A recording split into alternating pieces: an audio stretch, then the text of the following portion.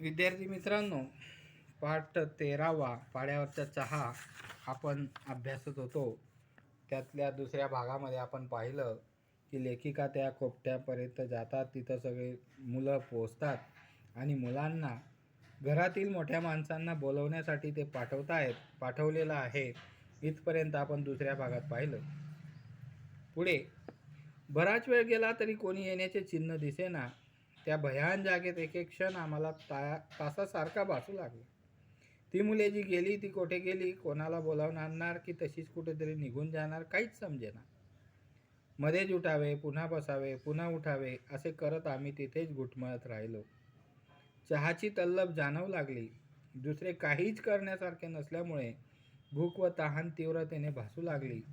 मला तर ब्रह्मांड आठवू लागले. मनातली कालवा कालव दडपून जणू विशेष काहीच नाही असे चेहरे करून कॉम्रेड दळवी मी चिकाटीने वारल्यांच्या येण्याची वाट पाहत बसली. तर त्या ठिकाणी ती मुलं गेली, पण खूप वेळ झाला तरी ती मुलं येत नव्हती. लेखिका सांगतायत की आम्हाला एक एक क्षण म्हणजे एक एक तास वाटायला लागला. थोडक्यात लेखिकेला गेलेला निरोप त्या लोकांपर्यंत पोहोचेल का नाही, ते लोक आपल्याला भेटतील का नाही, आणि तिकडं बराच वेळ झाल्यामुळे लेखिकेला भूकही लागली होती. चहाची तल्लफ त्यांना असल्यामुळे चहा त्यांना मिळाला नसल्यामुळे ते जीव त्यांचा कासावीस व्हायला लागला आणि शेवटी त्यांच्याजवळ दुसरा काहीही पर्याय नव्हता की त्यांची वाट पाहण्याव्यतिरिक्त ते तिथंच बसून होते. आणि दोघंही जण कॉम्रेड दळवी आणि लेखिका या वारल्यांच्या येण्याची वाट पाहत बसले होते. कंटाळून नाईलाजाने आम्ही परत जाण्याचा विचार करत होतो. तेवढ्यात आम्ही पाठवलेली मुले व त्यांच्या मागोमाग 2-3 वारली येताना दिसली. त्यांना येताना पाहिले तेव्हा माझ्या जीवात जीव आला. त्यांना लवकर येता आले नाही कारण मुकादम त्यांना कामावरून जाऊ देईना. तर कंटाळून लेखिकेने आणि कॉम्रेड दळवींनी असं ठरवलं की आपण आता परत जावं, हे लोक काही येणार नाही. पण तेवढ्यात त्यांना ज्या मुलांना निरोप घेऊन पाठवलेलं होतं ती मुलं येताना दिसली आणि त्यांच्यासोबत 2-3 माणसंही येताना दिसली. त्यांना वारली असा शब्द त्या ठिकाणी वापरलेला आहे. तर त्या वस्तीवर राहणाऱ्या लोकांना वारली हा शब्द वापरला आहे. तर ती वारली म्हणजे 2-3 वारली येताना त्यांना दिसली. त्यांना येताना पहिले तेव्हा माझ्या जीवात जीव आला. त्यांना लवकर येता आले नाही कारण मुकादम त्यांना कामावरून येऊ देत नव्हता, म्हणून ते पोचले नाही. टिटवाळा परिषदेतले लोक आले आहेत हे कळल्यामुळे मुकादमाशी थोडा तंटा करून ते आले होते.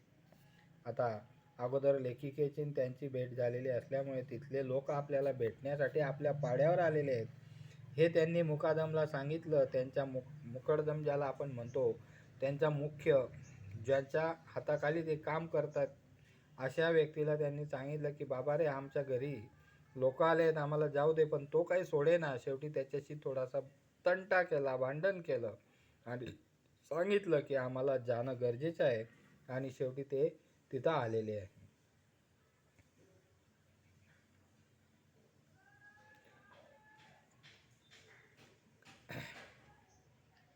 ते अगदी निर्विकार दिसत होते. आमच्याजवळ आल्यावर त्यांनी त्यांच्या पद्धतीने म्हणजे डाव्या हाताच्या तळव्यावर उजव्या हाताचे कोपरे ठेवून तो नाकापर्यंत उभा धरून नमस्कार केला. आता त्यांची नमस्कार करण्याची पद्धतसुद्धा वेगळी सांगितलेली आहे की डाव्या हाताचा कोपरा तळव्यावर, उजव्या हाताचे कोपरे ठेवून नाकापर्यंत उभा हात धरून आपण दोघा हातांनी नमस्कार करतो. पण त्यांची नमस्कार करण्याची पद्धत वेगळी होती आणि त्या पद्धतीने त्यांनी नमस्कार केला. आपापसात थोडे बोलले व गावातल्या शाळेत म्हणजे कुडाच्या भिंती असलेल्या एका लांबट चौकोनी झोपडीत आम्हाला घेऊन गेले. आपापसात ते बोलले आणि त्यांनी सांगितलं की आपण एखाद्या दुसऱ्या झोपडीत जाऊन, कारण त्यांचे जे काही खुरटे होते, त्यांचे जे खोपट्या होत्या, त्या खोपट्यांमध्ये त्यांना बसवणं शक्य नव्हतं आणि म्हणून त्यांनी आपापसात 2-3 माणसं आलेले होते, त्यांनी आपापसात कळवलं आणि ते कुडाच्या भिंती असलेल्या एका लांबट चौकोनी झोपडीत आम्हाला घेऊन गेले. ते आमच्याशी काही बोलले नाहीत. आम्ही उभेच होतो. एकाने खोली झाडली तर दुसऱ्याने आमच्यासाठी हातरी टाकली. मी अगदी थकले होते. कुडाला टेकून हत्रीवर बसले. इतक्यात वारल्यांनी एक बाज आणली. मी झोपडीबाहेर झाडाखाली बाज टाकण्यास सांगितले. लेखिका म्हणतायत की आम्ही खूप थकलेलो होतो. तिथं गेल्यानंतर त्या झोपडीमध्ये त्यांनी झाडझूड केली. नंतर अंथरलं. त्या ठिकाणी काहीतरी चादरीसारखा त्यांनी टाकलं आणि तिथं गेल्यानंतर त्याला हातरी शब्द वापरलेला आहे.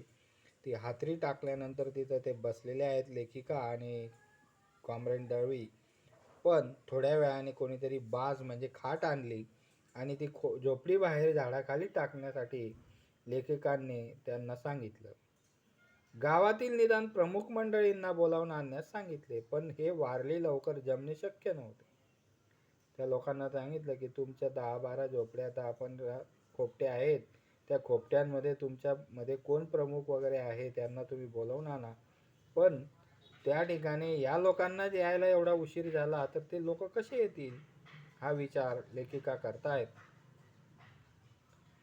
सारे वारली जागोजाग वेठीला गेलेले होते.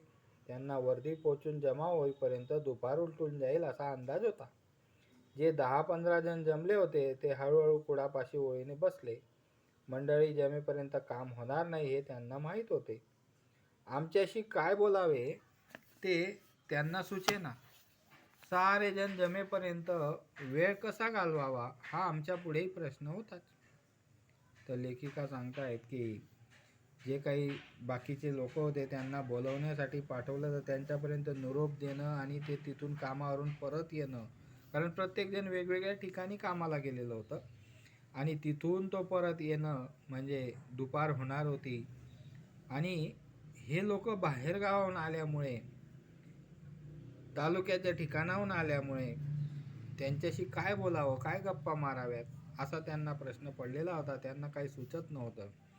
सारे जमेपर्यंत वेळ कसा घालवावा हा आमच्या पुढेही प्रश्न होता. लेखिका म्हणतायत की सारे जण येईपर्यंत आम्ही हा वेळ कसा घालवायचा. कॉम्रेड दळवी व मी आपसात बोलत होतो. थोडा चहा मिळाला तर प्रयत्न करून पाहावा म्हणून मी त्यांच्यापैकी एकाला प्रश्न केला. दादू, थोडा चहा मिळेल का, सोय होईल का? चहाचे साधन त्यांच्याजवळ काहीच नव्हते. ते विचारात पडले. एक जण म्हणाला, बाई जेवण करणार का? जेवण करणे चहा करण्यापेक्षा त्यांना सोपे होते. आता लेखिका म्हणतायत की वेळ कसा घालवायचा, बाकीचे लोक येईपर्यंत थांबणं गरजेचं होतं आणि म्हणून ते त्या झोपडीतल्या त्या खोपट्यातील लोक जे काही 10-15 लोक जमले होते त्यांना सांगत होते की चहा मिळेल का, इथं कशी काही सोय होईल का? तर त्या ठिकाणी त्या व्यक्तीने सांगितलं की चहापेक्षा आपण जेवण करणार का? कारण त्यांना चहा बनवणं किंवा चहापेक्षा जेवण करणं एकदम सोपं वाटत होतं. जेवण बनवणं एकदम सोपं वाटत होतं. त्यांच्याबरोबर त्यांच्याच जेवणातले आम्हाला चालेल वगैरे आम्ही त्यांना सांगितले. बाई आम्ही गरीब माणसं, या जंगलात काय मिळणार, एवढे बोलून ते आपल्या कामाला लागले. आता जेवणाचा प्रश्न विचारला कारण लेखिकेंना भूकही लागलेली होती आणि म्हणून त्या ठिकाणी त्यांना विचारल्यानंतर त्यांनी सांगितलं की ठीक आहे, चहा नाही मिळणार तर जेवणाचं ठीक आहे, आपण जेवण करूया, पण तुम्ही जे बनवणार तेच आम्ही पण खाणार, आमच्यासाठी वेगळं काही बनवू नका. असं सांगितल्यानंतर त्या ठिकाणची ती जी व्यक्ती आहे ती म्हणते की बाई आम्ही गरीब माणसं आहेत, या जंगलात काय मिळणार आम्हाला. एवढे बोलून ते सगळे कामाला लागले. मला वाटले चहा काही मिळणार नाही, जेवण मिळणार, पण त्यांनी जेवण व चहा दोन्हीच्या तयारीला सुरुवात केली. चहा करायचा म्हणजे त्यांच्यापुढे प्रश्न होता. त्यांच्याकडे साखर नव्हती, त्यांना जरूर लागत नसे. कोणाकडे चहाची पावडर नव्हती. गावात गाय नाही, म्हैस नाही, त्यामुळे दुधाचा थेंब मिळणे कठीण. ते आपसात बोलू लागले. आता चहा बनवायचं म्हटल्यानंतर चहा, साखर वगैरे सगळ्या गोष्टी लागतात. कोणाहीकडे साखर नव्हती, दुधासाठी गाय म्हैस वगैरे त्या पाड्यावर नव्हती आणि चहा पावडर वगैरे या गोष्टी नसल्यामुळे आता चहा कसा बनवायचा असे ते आपापसात बोलत होते आणि बोलत असताना विचार करत होते की काय करावं. आपसात बोलताना त्या ठिकाणी त्यांचा जो संवाद दिलेला आहे तो आपण आता पुढच्या भागात बघूया. धन्यवाद.